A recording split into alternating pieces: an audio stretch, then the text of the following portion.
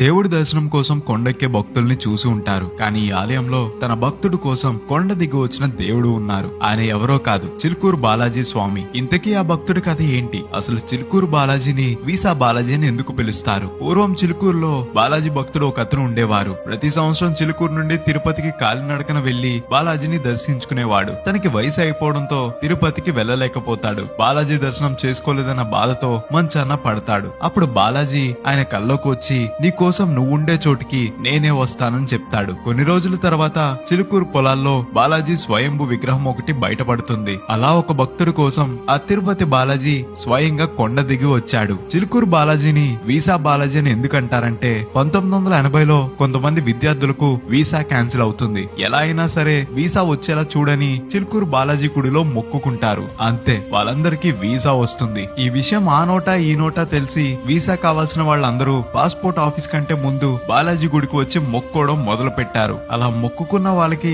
వీసాలు రావడం మొదలైంది. ఇక్కడ వీసా గురించి మాత్రమే కాదు, ఏ సమస్య గురించి కోరుకున్నా వాటి నుండి బయటపడతారని నమ్ముతారు. ఈ ఆలయంలో ఉన్న ఒక గొప్ప విషయం ఏంటంటే, నువ్వెంత డబ్బున్నవాడు అయినా కానీ, ఎంత పదవైనా ఉండని, అది గుడి బయట మాత్రమే. గుడి లోపల అందరూ సమానులే. విఐపి దర్శనాలు కానీ టికెట్ దర్శనాలు కానీ ఉండవు. ఆఖరికి హుండీ కూడా ఉండదు. చిలుకూరు బాలాజీ గుడి హైదరాబాద్ కి 30 కిలోమీటర్ల దూరంలో